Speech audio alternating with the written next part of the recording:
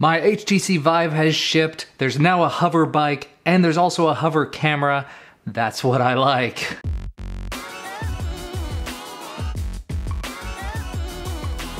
Alright guys, lots of excellent things to talk about today, but first, before we get started, I have some interesting things to talk about. I had a phone call with a partner manager at YouTube earlier, and basically one of the things that she and I discussed was that I need to move in the direction of doing more scheduled content. More regular basis kind of things to make you guys be more interested in wanting to come back. So what I'm proposing is, we're gonna try something new out. The way I've been doing it so far is, as videos get done, I upload them, I schedule them, we move on. But what I'm proposing, and let me know what you think about this, is that we move to 3 or 4 days a week, regular scheduled content. So as things come in, I'll unbox them, I'll take a look at them, I'll make videos about them, and not just videos about things that come in, but follow-up videos about things. I've got a couple other things in the works already, with scheduling sort of to the effect of Monday, Wednesday, Friday, something over the weekend, most likely following the schedule of Monday being something related to a device, Wednesday being an accessory, Friday being something to do with a drone, Fridays could come back, and Saturday being the news video. That gives me a little bit extra time during the week to get the news video done, and as things go on, we could technically expand it. There could be more videos during the week. 3D printing might be able to come back, more comparisons and head-to-head videos, but having things sort of nailed down to those 4 days of the week will give people things to look forward to and reasons to keep coming back to the channel. So again, let me know what you think about that potential schedule. I'm gonna give it a try next week if I can. I've already got several videos filmed and uploaded ready to go, but let's get into the news. First up, as I mentioned in the intro, I got the email last night my HTC Vive has shipped, so be on the lookout for a video about that early next week. Things may have to get preempted and moved around for that, but we can make it work. But to go along with that, iFixit has ripped apart the HTC Vive, looked at all of the things that make it tick, and actually the lens system for it looks significantly less complicated than the Oculus Rift, and they say it's got 4-inch screens inside of it, and they're curved displays. If you wanted to see what the inside of a VR headset looks like, of course there is already one for the Oculus Rift, but now there's also one, like I said, for the Vive. There's also a brand new HTC Vive companion app for iOS, so now if I choose to use my Apple iPhone SE, I can actually continue to receive notifications and things while I'm in the Vive. And if you were not aware, because I don't think I was even,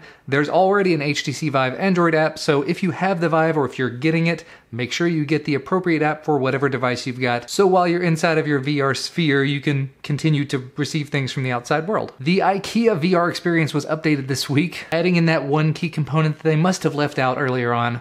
You can now make meatballs in the Ikea kitchen. Just thought I would go ahead and mention that. That is one of the things I definitely want to try out, because just looking around inside of my office here, if you could see the rest of the office, which you can see a lot more of over on my second channel where I do daily vlogs, there's an awful lot of Ikea furniture in here. Just throwing that out there. So Ikea is probably going to be one of the things that I try very, very first. But moving right along, there were several Samsung stories starting in the VR sphere, so let's start there. Samsung is working on developing their very own VR devices that stand alone.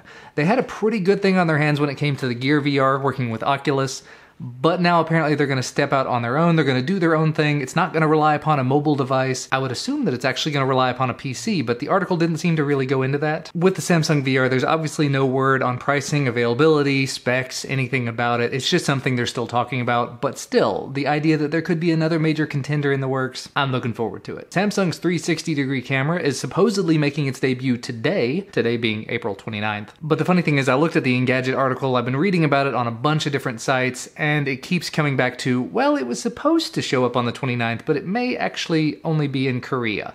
Sorry about that. Realistically, I don't know if I could see myself paying $350 to pick one of these up, although the footage I've seen out of it looks very, very nice. I'm still waiting to get my hands on the LG VR camera when and if my LG G5 from B&H ships. That's supposed to be sometime in May, so again, be on the lookout for that. But either way, hopefully Samsung will get their act together and get their 360-degree camera out there sometime soon. That seems to be a common theme amongst these companies lately. They put out these really excellent looking products and then they don't actually release them. There was also a big news story about Samsung putting together a personal assistance robot called Otto. And it effectively sounds an awful lot like Amazon Echo, the Alexa devices, or Siri, or Google Now, but with an HD camera built into it. And the picture they're showing, the little concept art, has the little eyeballs on it, and it's kind of a hybrid mix between personal assistant, security camera, which sounds really interesting. But again, no pricing, no availability, this is something they're just thinking about, so we'll just call this vaporware and move on. Disney came out this week and talked about making some more VR-related content using the Nokia OZO oh my god expensive camera to make some behind the scenes content for the Jungle Book movie, which is doing ridiculously well if I remember correctly. And they say expect to see additional content as Disney's going to be releasing new movies in 2016. So I'm really curious to see how these virtual reality theater experiences pan out. To be able to experience these sort of iconic stories that you grow up with, but in a VR headset so that you're able to move around and look at everything that's going on, to see it from whatever angle that you're interested in seeing it from, that sounds like it would be the best thing ever, and I cannot wait to try that. And the last sort of VR camera 360 related story, a company called Giroptic, probably saying that wrong, makes a 360-degree waterproof camera that has apparently started shipping. The people that backed it initially and people who have pre-ordered it are going to start receiving theirs soon. People who order it now, it's going to start shipping sometime in May, and it's going to be about $500. Looking at some of the footage from it, it looks beautiful, but it's also not 100%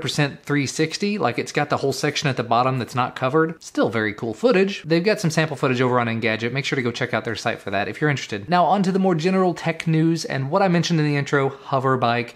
There's a guy named Colin Furze who has a wonderful YouTube channel. He's basically been doing his best to recreate as many superpowers as possible using practical things. Impractical practical things. So he's recreated Wolverine's claws and Magneto walking on the ceiling using magnets.